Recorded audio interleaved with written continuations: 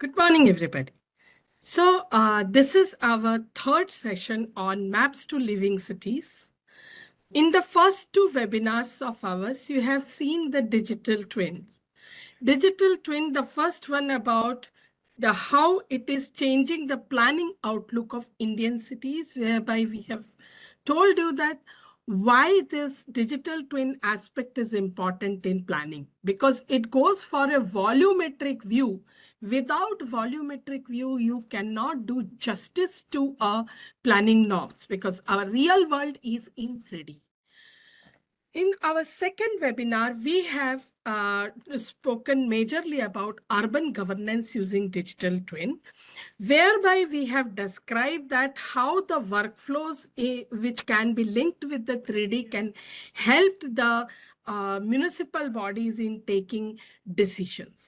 Now, this digital twin aspect is incomplete without the integration of AI ML technologies. So our third webinar is focusing on that how AI ML webinar is easing the GIS workflows in ULBs. So let us start.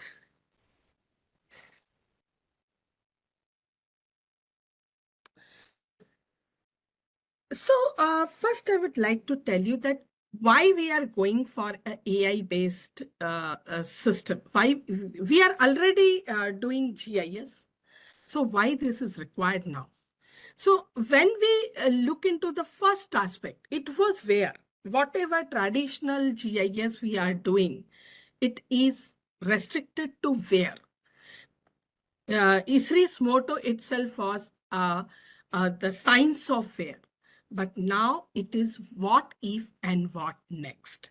So if I talk about a core approach, the traditional GIS was manual rule-based spatial analysis, while AI-based GIS or GeoAI is data-driven learning-based spatial intelligence.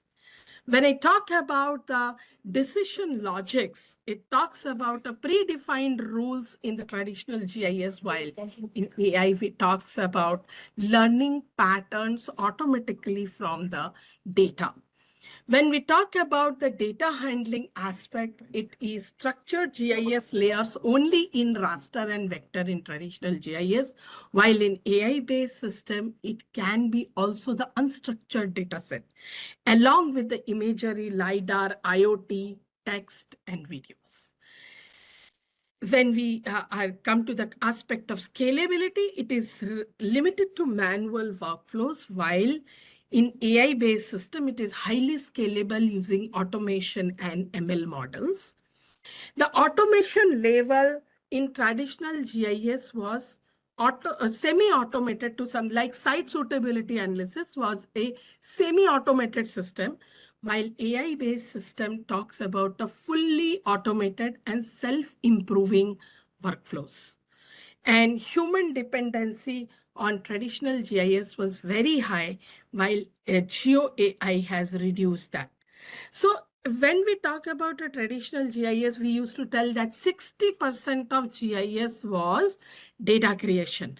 We used to take 60% of time in creating that data. With GeoAI, that 60% has gone down subsequently to 10 to 20%. So now we are more into analytics, more into modeling, and more into predictions. If I talk about how we look into the data processing and analysis in traditional GIS and AI, we used to do the manual digitization, whereas now AI models can do automatic feature extraction using deep learning. And if I talk in sense of examples, like earlier for property tax, we used to manually digitize the buildings. Now we can train the AI models for detecting the buildings, and it automatically detects all the buildings. When we talk about the change detection analysis and predictive analysis, in traditional GIS, there was a post-classification comparison. So we used to do the supervised and unsupervised classification. Now we have temporal AI models. Examples of it is we earlier used to use different type of satellite image and see that how the urban sprawls are growing up. Now you might have seen that there are several models, especially in Sentinel and Landsat, where AI-based urban growth predictions has been done. Prediction capabilities in traditional GIS was minimal. It was based on pattern and time. While when we talk about GeoAI, it is strong predictive and prescriptive analytical models are there. So when we talk in examples can be the mapping of flood zone, which whereby we used to tell that if there is a 1 meter flood, how much area will be submerged. That was basically based on them. But now it depends upon with continuous rainfall, how they will predict and prescribe the analytics of flood. Real-time IoT and decision support system and maintenance. When we compare that, real-time analysis was very limited in traditional GIS. AI-based system can do a continuous modeling by through the stream data. They're real time. In real time, the AI system can learn from the patterns, learn from the IoT devices, how it is happening. There were static dashboard initially. Now we have ArcGIS Velocity, which can speed up our continuous data ingestion in the system.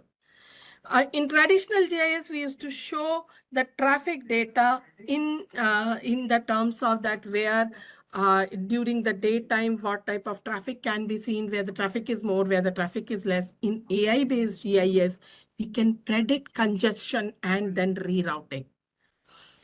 When I talk about the output of decision support system, in traditional GIS, we generate maps and static reports. But in GeoAI, we can draw intelligent insights and recommendations. ArcGIS dashboards are created, which were basically static, more or less static. However, AI-powered dashboards can provide you different types of alerts. The examples in traditional GIS can be the map of disease spread. So in COVID time, we had seen that we are integrating the data from the different hospitals, and we can see that how the diseases are spreading. But now with AI, we can predict the disease hotspots and intervention zones, that where they are high and how that can be intervened in a very less time. In terms of adaptability, the traditional GIS use static models like land use, updating the land use manually. Manual recalibrations are done, while in GeoAI system, AI retrain the different types of satellite data from time to time. Once it is trained, it can go for continuous detection of the data. It continuously improve and automatic retraining can be done. So that is how it is clear that why we are adopting GeoAI. Basically, it is reducing time and increasing our efficiency in terms of modeling and prediction. Now, if I talk about the GeoAI concept, there are basically 4 parts of it. So if first one, the base is the deep learning models. Sorry, whereby we are training the images for recognition, feature extraction, and segmentation of raster data. Then there is a computer vision, which use the interpreting and analytical visuals, geospatial data, such as identifying building footprints or roads. First one was feature extraction overall. This is coming to the particular things whereby we are looking into buildings or roads. While machine learning is a broader term, it is used for classification, clustering, and spatial prediction. Then there is a natural language processing, which is also very important nowadays in GeoAI concepts. If we talk about the machine learning tools in ArcGIS, They are generally the classifications on the basis of pixel and objects. Image segmentation. Image segmentation is, by the way, very important in every part because it helps in recognizing those parts, recognizing particular objects or particular features. Then we have tools like maximum likelihood, random trees, and support vector machines. For clustering, using the machine learning, we have multivariate clustering, density-based clustering, hotspot analysis, cluster and outlier analysis, and space-time pattern mining, whereby we can see that over the a space, how the things are changing and how with time it has changed, how the temporal variation like land use valuation has changed, land use has changed. So that type of things can be are done through the machine learning tools, and then predictions. So predictions was being based basically on interpolation and regression technologies of different type. Coming to the deep learning process and models, what we do in this case is that we prepare the data. Data is prepared for taking out particular features. Like for property tax, I need only the buildings.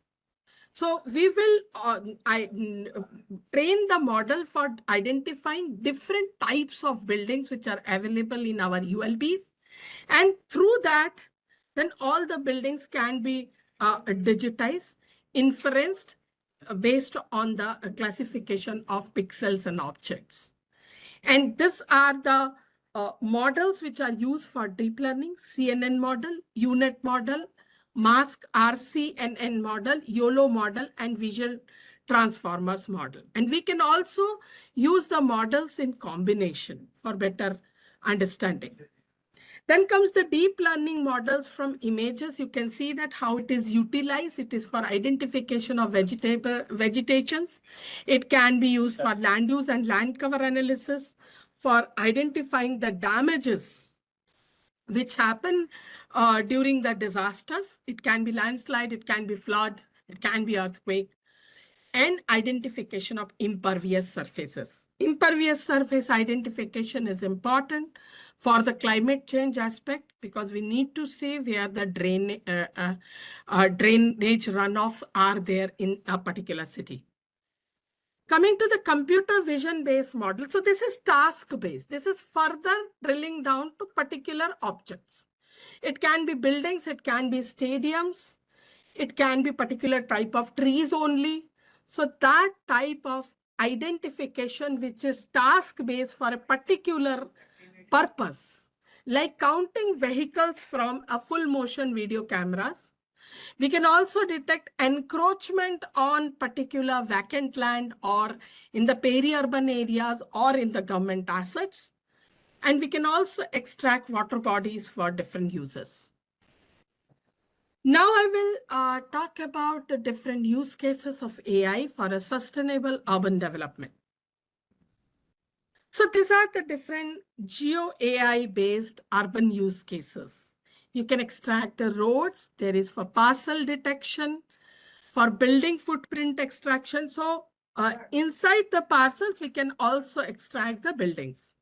Then detecting potholes over the roads. We have a complete workflow of assessment of property tax for newer properties. We can monitor the slum growth, accident prediction. This is a different type of model where a large number of factors are used to train a particular model. Then this model can be taken to other cities also and seen that whether the accidents are happening, looking into those parameters. Encroachment detection over a particular land parcels, settlement identification, street asset extraction. So this can be done through full motion videos that what type of assets are there on the road while the vehicle is moving. It can take out the junction, the trees, the buildings, the billboards, etc., whichever they are there along the streets. Then we can do a persistent change detection. So time to time, we can use the different type of satellite images, and then we can see that how the changes over a land parcel are happening from time to time. There is LLM address normalization. So this is natural language models. So while putting up the addresses, while doing a property survey also, you must have experienced that there are 3, 4 types of addresses which are being put up. So we can normalize those address using this AI model.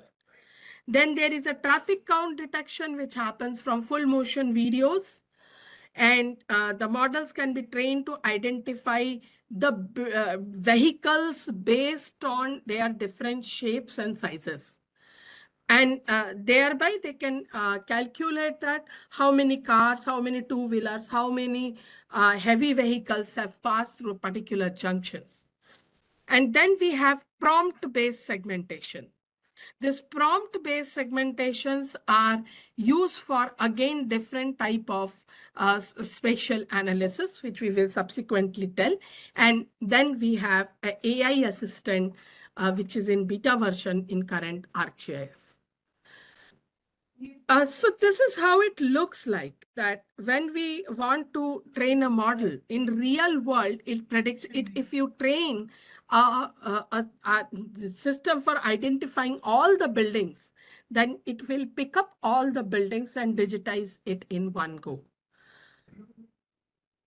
This was done in Grenada, where they want to identify that how much population is at risk of landslide, because there is a hilly slopes and frequently there are landslide events. So they have identified all the buildings which come in the way of the landslide zones. Then we can create, again, identify the features like trees, etc., for doing different green belt analysis and how much green cover is there in the city. We also can detect the power sector, high tension lines, so that we know that this example is for which trees are coming on the high tension lines, so that the tree cutting can be done. But the entire utility lines over the surface of Earth can be mapped using the AI technologies. So this is how the mapping can be done. These are in the forms of point clouds. This example is for urban heat island. It is specifically important from the climate change aspect of today. It is taken from the satellite image, and modeling is done inside it so that we can identify that which areas of a particular city is heated island. So we can plan the green belt, or we can plan ventilations in such a way that the heats can be reduced. We can model this. First, we can identify that which are the heated zones inside the city, and then we can place the trees and see that what will be the impact of putting the green cover, or what will be the impact of ventilation in this particular areas where the heat is more. For the image-based modeling, as I told you that these are the models which are in Sentinel, which is automatically available in Esri Living Atlas. This identifies that where the water lines, the river water is going, which are the blue areas of the city, and which part is dry inside a river. So the anomaly is in terms of all these red spots are actually the dry area inside the river or the canal which is moving. The black and blue are the perennial areas where the water is continuously flowing. And you can do different type of selection based on the time to time. You can select that at which period of time, what is the status of water flow in this particular river system.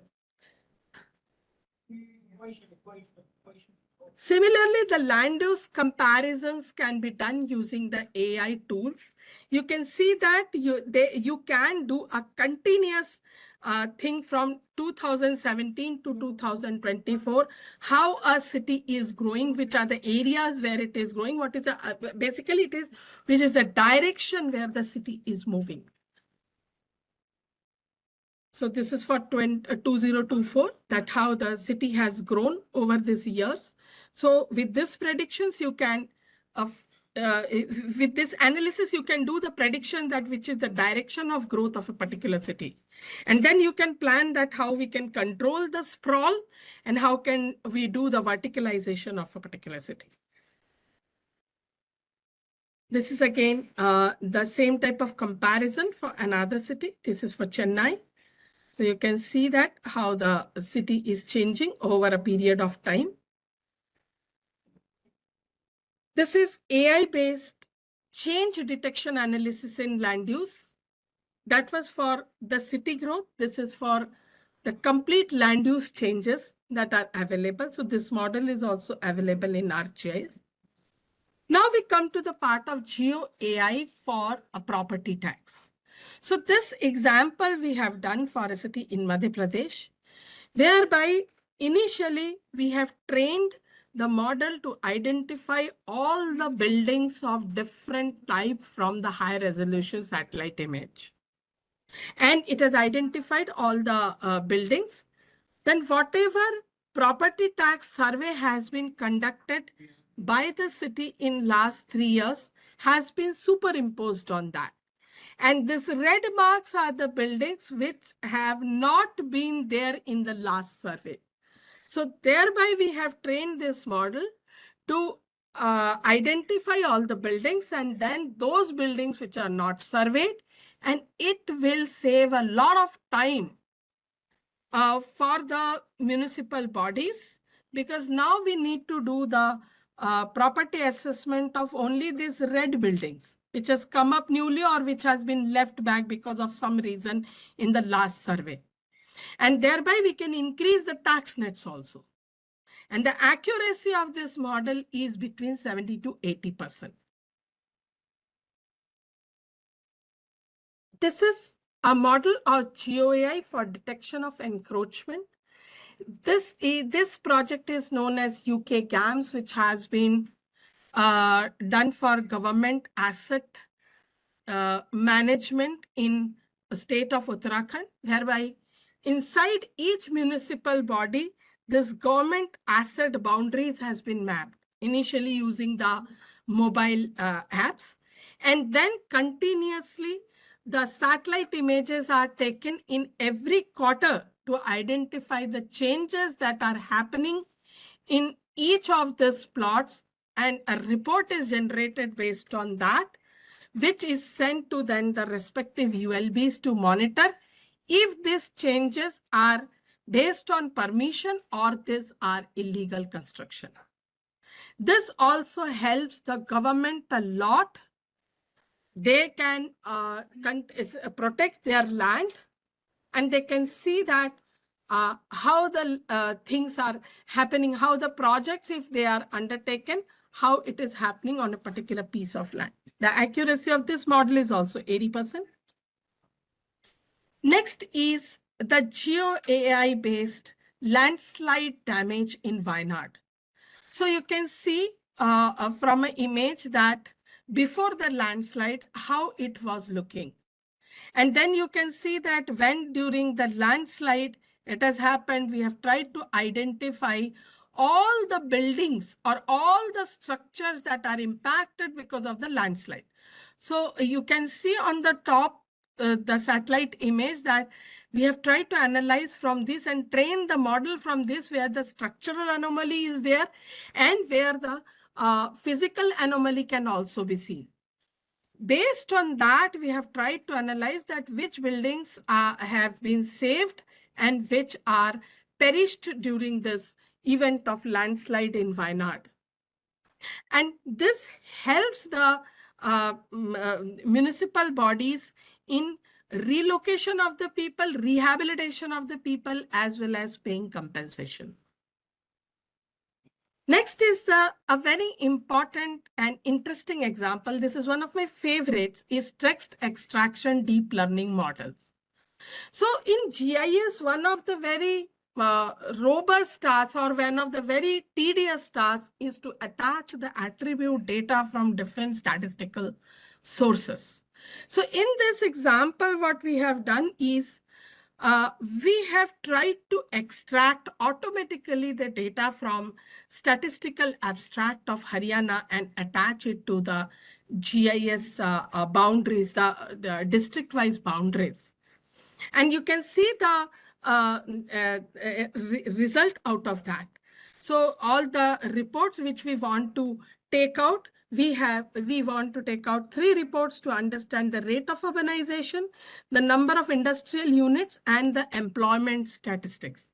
And then we have compared all of them using our GIS. So for first is and it get automatically attached to then the boundaries of the districts by the name. And then we have analyzed the rate of urbanization, along with that, the number of industrial units, and then the population which is employed. So obviously the industrial area where it is high can be matched with a high rate of employment. So that type of analysis becomes easy when we use this type of deep learning models.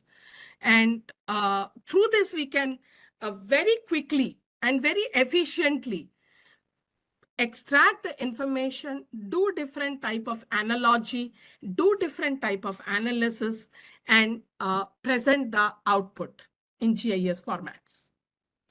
This is a vehicle detection from full motion video cameras for traffic analysis.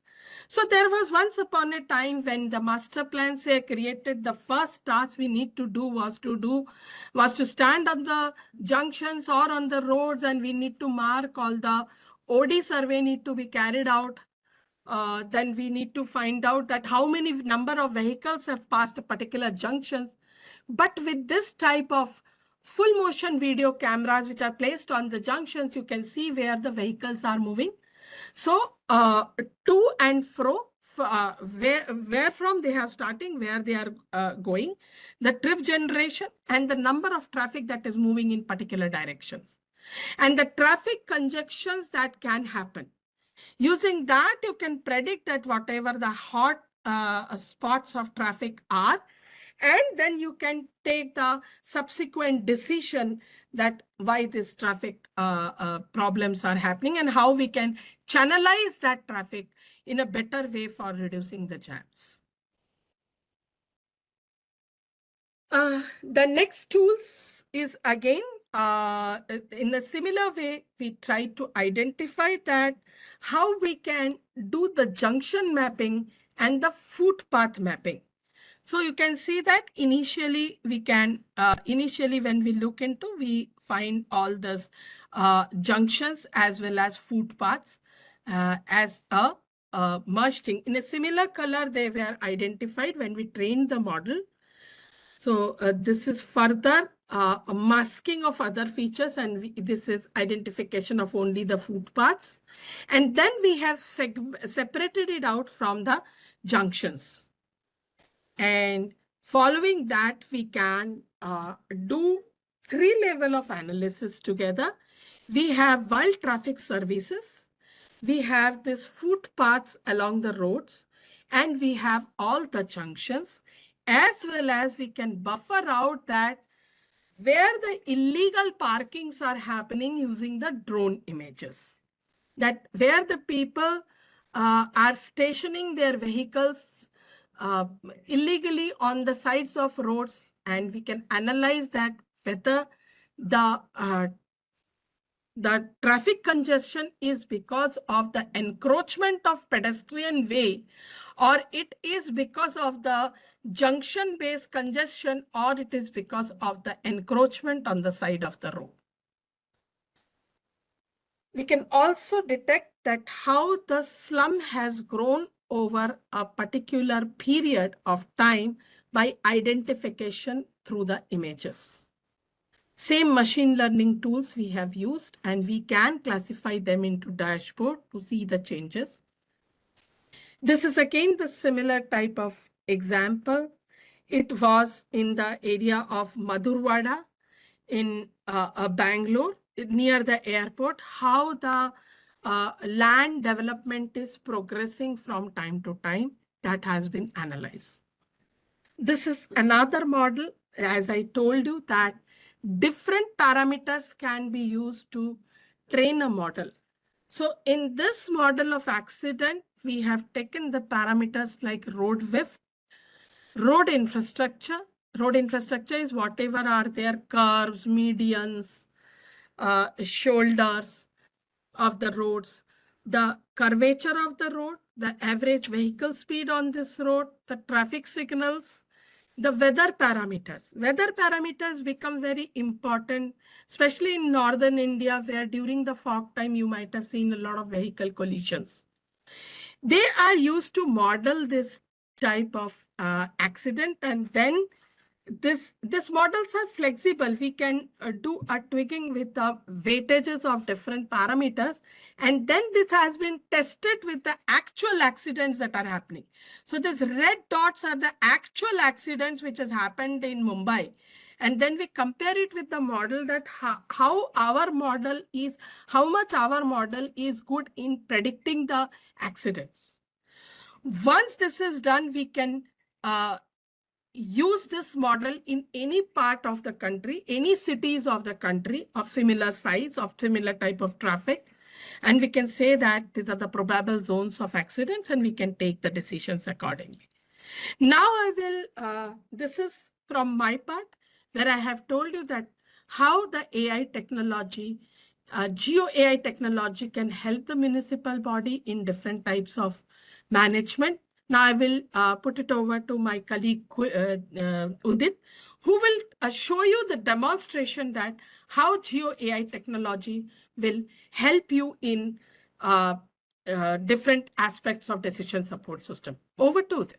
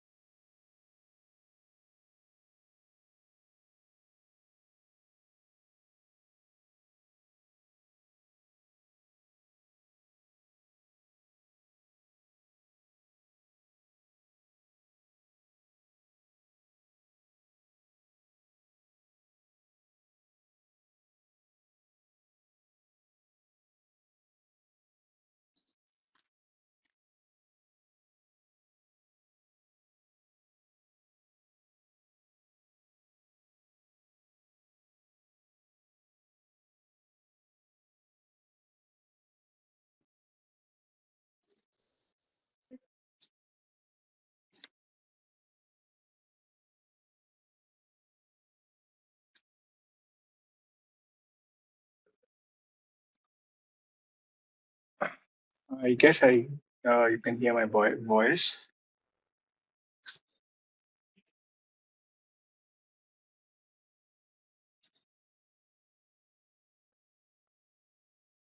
Okay. Thank you. Thank you, Ruma. Good morning, everyone. I am Udit, and today I will be sharing a few GAI use cases to show that how AI, spatial AI, can support very practical urban decisions, from planning blue-green infrastructure to analyzing water bodies, detecting illegal parking, and even using nighttime light as a proxy for city GDP. The first use case is about using GeoAI for to plan blue-green infrastructure in Indian cities.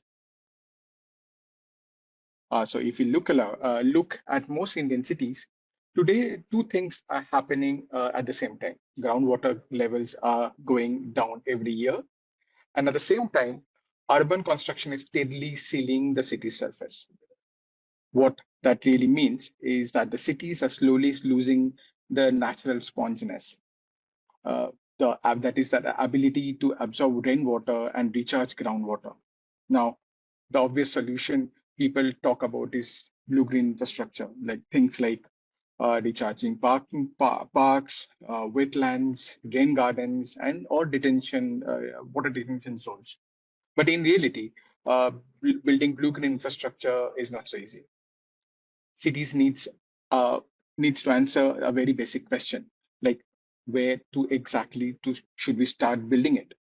To answer that question, uh, to answer that question, a city needs to bring together multiple pieces of information. One, how uh, what does a present day land use look like? Two, how does groundwater behave spatially across a city? Three, how does the terrain slope and where does rainwater naturally flow? And finally, where does rain actually accumulate during the heavy rainfall events?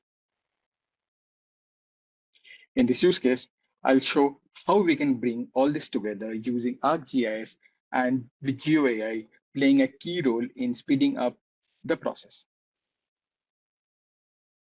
The first and the most important step in this workflow is understanding the pervious and the impervious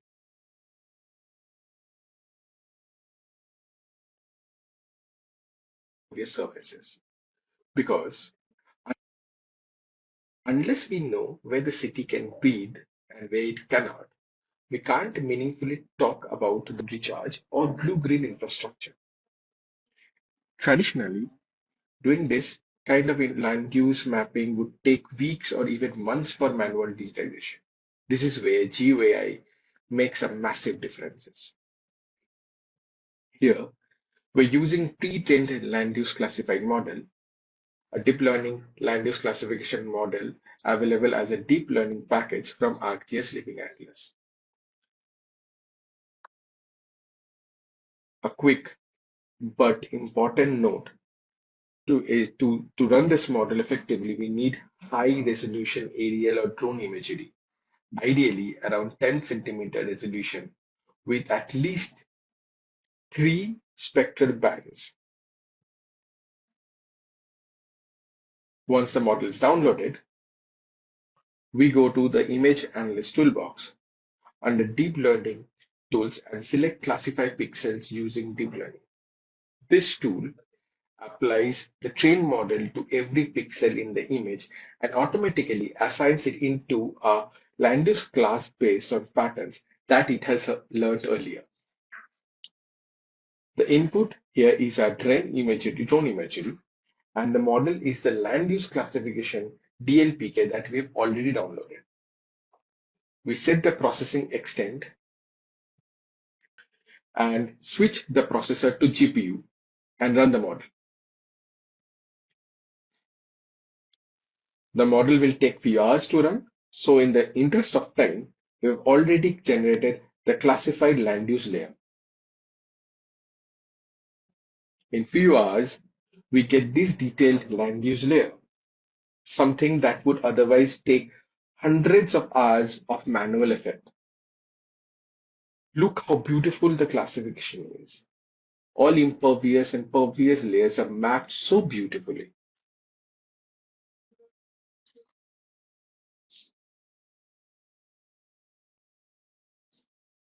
However, land use cannot decide where blue-green infrastructure should go. We need to aggregate multiple environmental layers that influence water behavior, such as groundwater conditions, terrain slopes, and flood accumulation. For groundwater, we used central groundwater boards data. This data is spatially sparse, so we have interpolated it using IDW to get a continuous surface that represents groundwater condition across the city. Next, we generated slope from a dam, causing slope directly controls runoff versus infiltration. And finally, using the city's topography, we simulated flood behavior to understand where the water tends to accumulate during very heavy rainfall.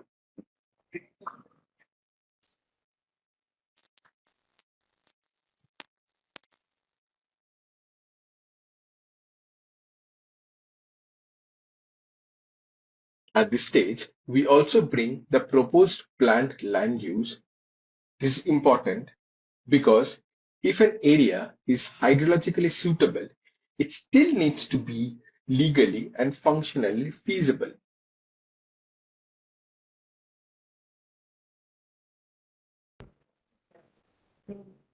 So the proposed parks that you can see are the most feasible for such construction.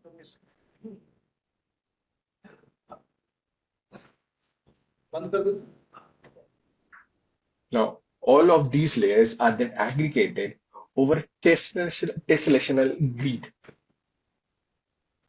In this case, we have used tessellations of about 200 square meters, roughly the size uh, of a ground on ground rainwater harvesting or blue green infrastructure interventions.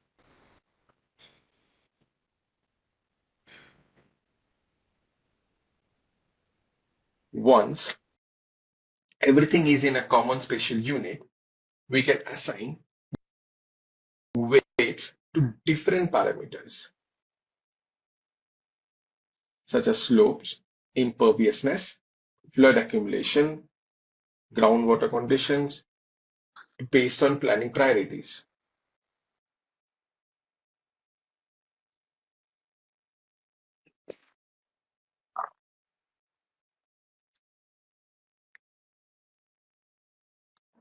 Now, what you see here is the final suitability output. The darker green areas represents zones that are highly suitable for blue-green infrastructure, places where the city will get maximum hydrological and environmental benefits. So instead of placing blue-green infrastructure based on intuitions alone, cities can now make faster, data-driven, and spatially informed decisions using Geo AI.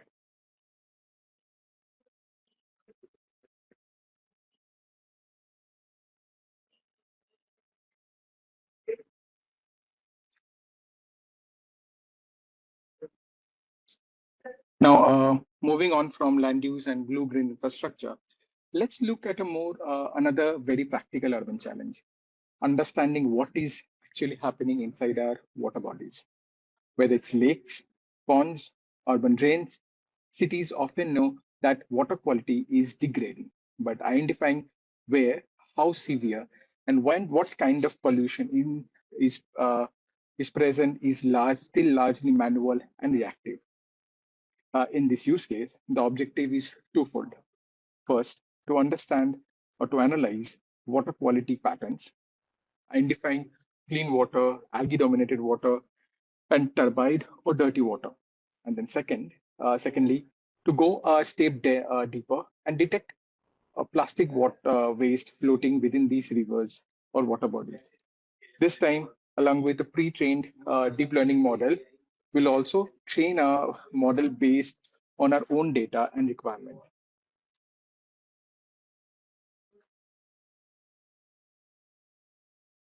So for this, we have used support vector machine or SVM model. The SVM is a supervised machine learning algorithm that works by finding the optimal boundary that best separates different classes within the data.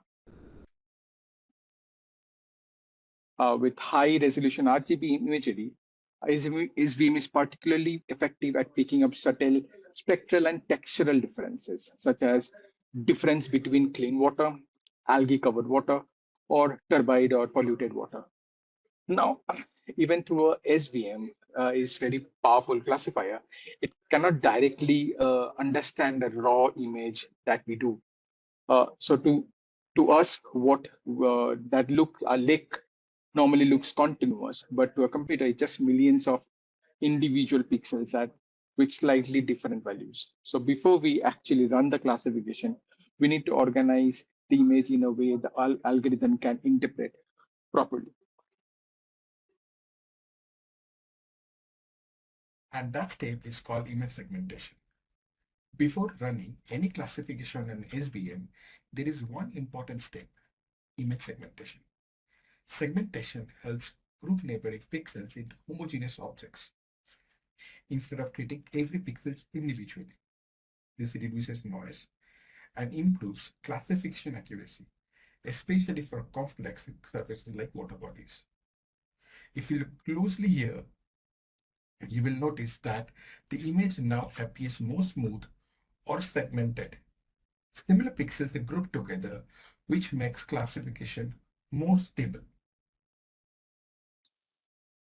Now comes the most critical part of the workflow, creating training samples. No matter how advanced the algorithm is, the quality of the output is directly tied to the quality of the training data. Using the training samples, we find 10 classes, but for this use case, the most important ones are clean water, algae-dominated water, and dirty or turbid water.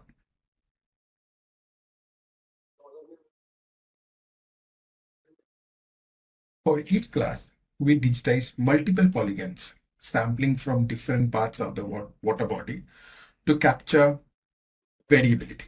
A few best practices here are to avoid edges, avoid shadows, and avoid areas with sun glazes. As a rule of thumb, we recommend at least 20 to 30 per classes.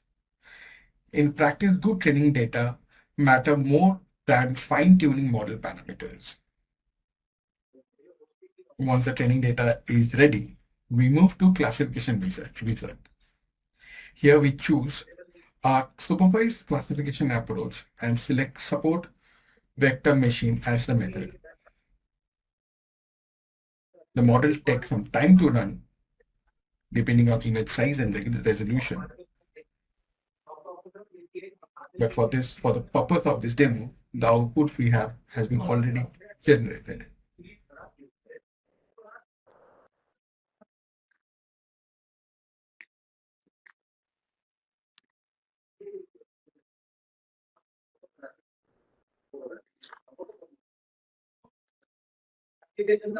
As you can see, the result shows a classified water quality layer that clearly differentiates between clean water, algae-dominated zones, and highly turbid or polluted water. This allows cities, agencies to prioritize field inspections, sampling, and remediation efforts.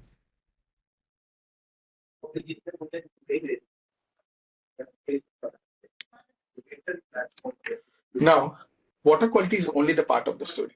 What cities increasingly want to understand is the presence of floating plastic waste. This is important because plastics in canal and river blocks drainage, worsens urban flooding, impacts aquatic life, and eventually enters the human food chain. Using high resolution imagery, we can leverage a TechSAM deep learning package available through ArcGIS Living Atlas. TechSAM is a prompt-based segmentation model developed by Meta AI, adapted within ArcGIS to detect objects in an imagery using simple text descriptions. So we download the TechSAM DLPK from the Living Atlas. Then under the image analyst tools within the deep learning toolbox, we run the model on our high resolution imagery using a simple text prompt, in this case, plastics. The text model detects all the plastics from the image. These detections are automatically converted into map features, allowing the city to locate and quantify pollution hotspots for targeted cleanup and monitoring. Here, the yellow polygons represents plastics waste floating on water surface. This will help cities identify pollution hotspots and prioritize cleanup operations. So, within a single platform, we move from understanding general water quality patterns to identify specific pollution elements like plastics. This kind of spatial intelligence allows cities to move from reactive cleanup efforts to proactive monitoring and targeted interventions.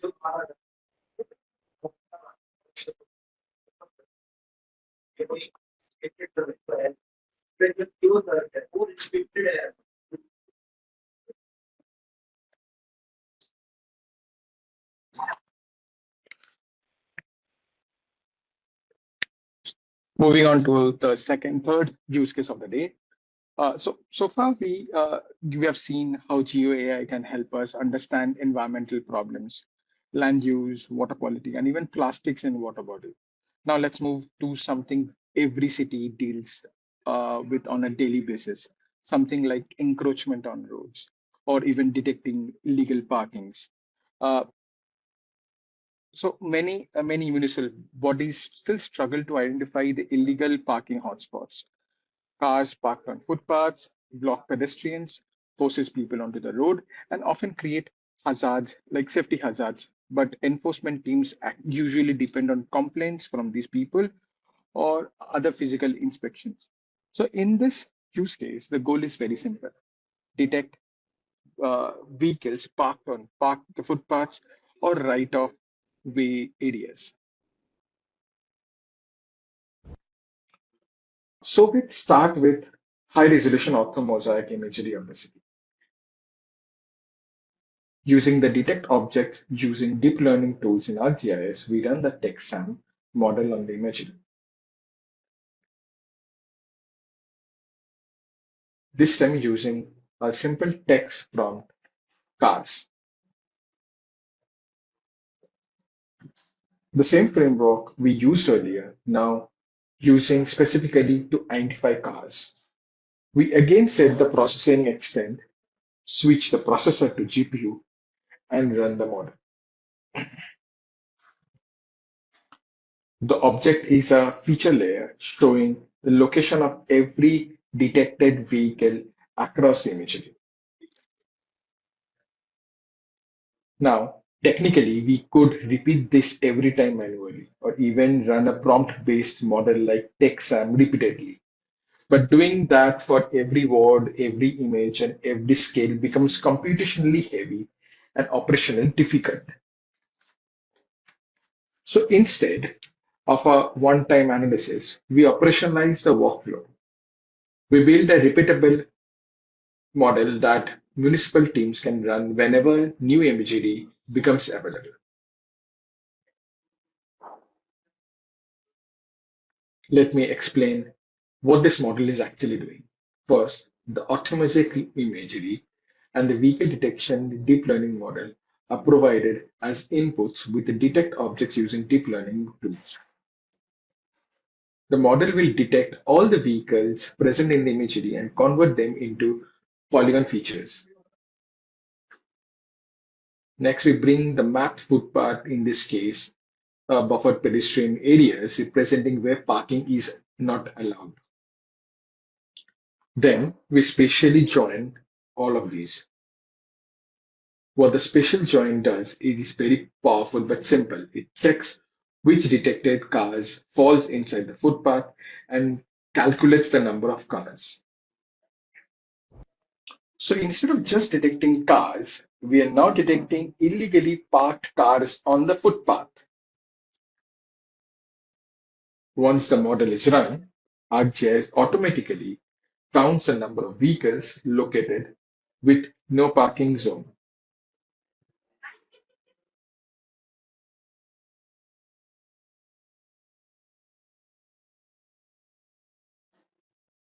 As you see here, this particular footpath segment has 8 vehicles parked on it, meaning 8 violations have been identified automatically.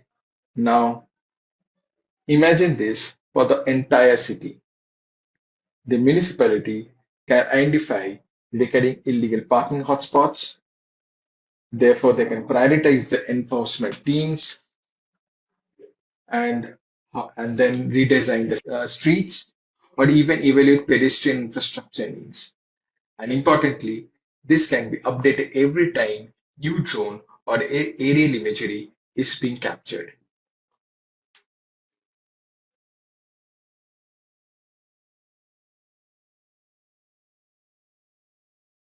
Uh, Coming to the last use case of the day, here I want you to show something very interesting, not just mapping or remote sensing, but how we actually teach a computer to understand economic activity on ground using satellite data.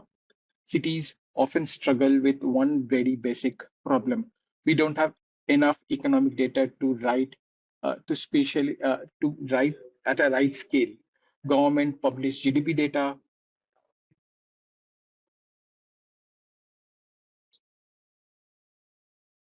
Government, like you can see, the government can publish GDP data, but only at a state or a district level that you can see over here.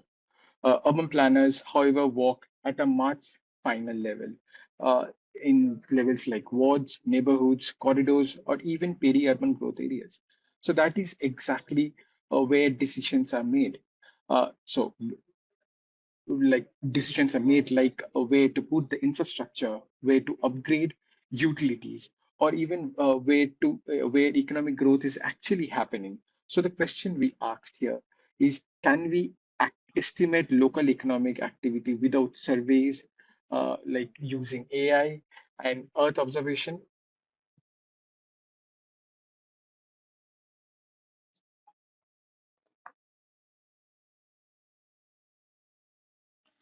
At night, cities reveal something very important.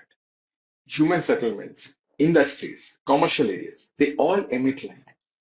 Satellite sensors such as VIRS captures that illumination across the entire planet every single day. For years, researchers have used night lights as a proxy for GDP. Normally, for such use cases, we aggregate the light values over spatial units. In our case, we use hexagonal tessellations instead of administrative boundaries. So using zonal statistics operation, we calculate the indicators such as total brightness and average brightness for each hexagon. This step converts the satellite image into usable numbers. Total brightness roughly represents overall activity, while average brightness indicates productivity per area. These brightness values are then normalized to create nightlight economic index or proxy GDP, giving each location a comparable economic activity score.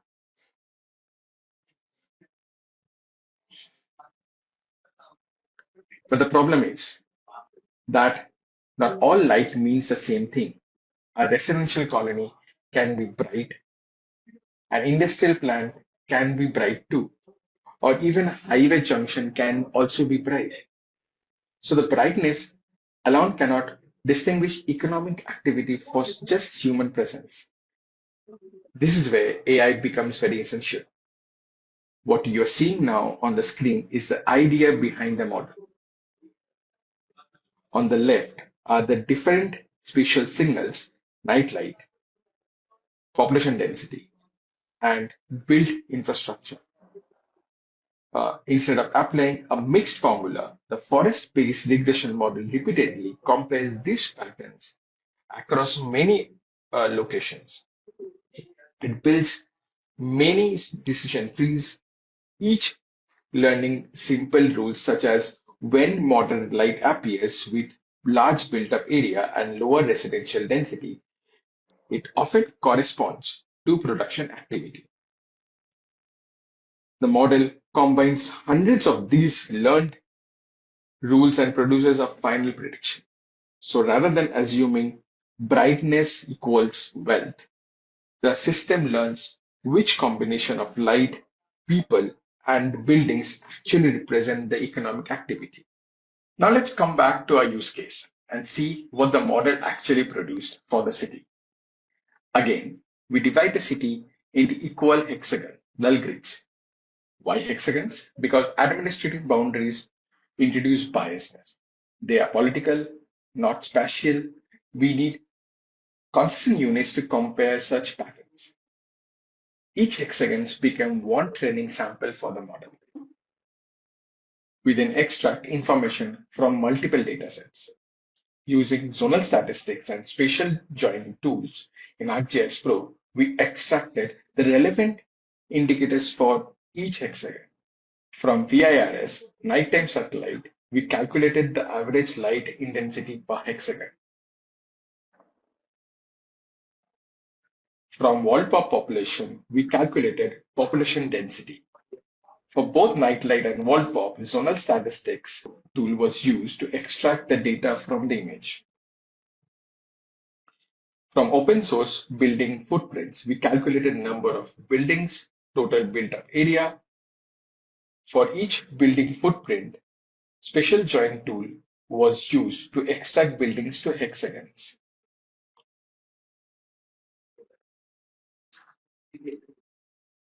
So for each hexagon, the computer now had a description of reality. How bright is it? It means the mean night light. How many people live there? That is the population density. How much infrastructure exists? That is the number of building units. This here we have translated the real world into machine readable variables.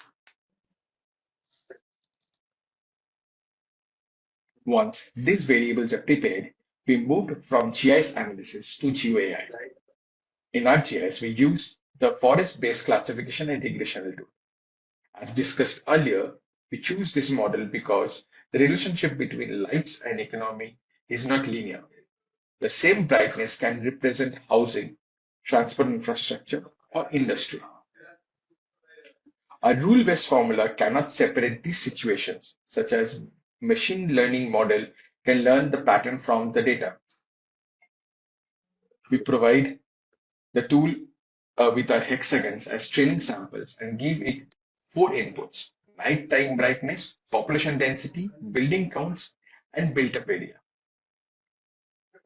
The model repeatedly compares these characteristics across the city and learns each combination consistently corresponding to higher or lower economic activity. So we did not just calculate GDP using an equation. We trained the tool to recognize economic patterns spatially. The output of the tool is what you are seeing on the map right now. Now let's focus on what the model produced and how to read this map. Each hexagon on the screen represents a small geographic area. The color does not show raw nighttime brightness anymore. It shows the AI estimated economic activity. Darker green hexagons indicate areas where the model detects high economic intensity. Lighter color indicates lower activity. So this is not simply a light map. It is learned economic surface. What the model has done is combine these three signals: brightness at night, population presence, and building concentration, and identify where this pattern consistently resemble productive activity. For example, you may notice some places that are bright in satellite imagery, but appears only moderate here. These are typically dense residential area, many people, many lights, but relatively lower economic output. On the other hand, certain clustered zones appear very dark green, even if they are not the brightest at night. These often corresponds to industrial estates, logistics hubs, or commercial corridors.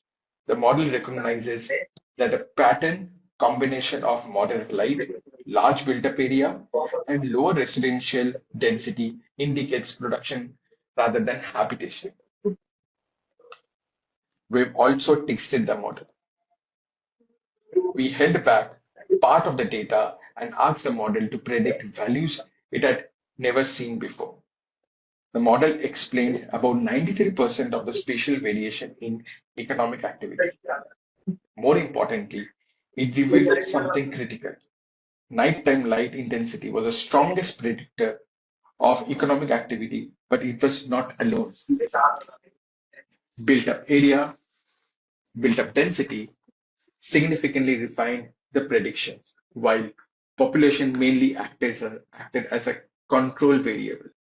This tells us the model learned something meaningful, not just statistical coincidence. In short, we are no longer just mapping where the city is bright.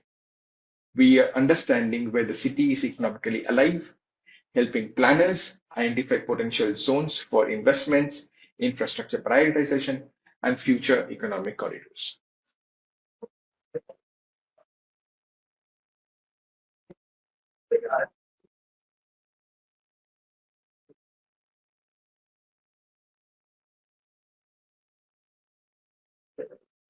Now, now the important question is how do we actually use this information, or how to put this information into practice? And this is where analysis becomes operational. The results are not meant to remain inside GIS software. We can publish the model output to an interactive dashboard like this and share it with planners, administrators, and decision makers.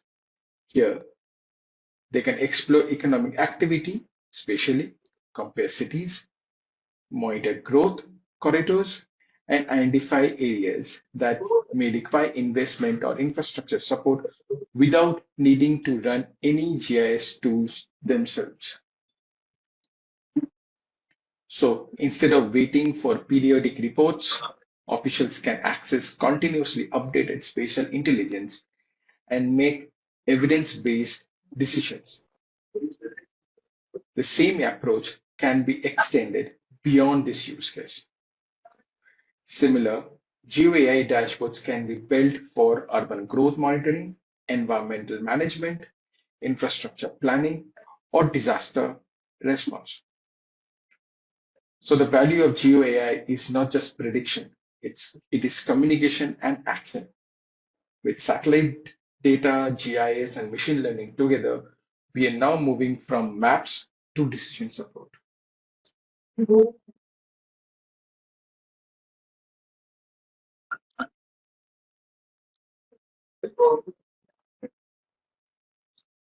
So that's it for the from this session. If you have any other questions, please mail us.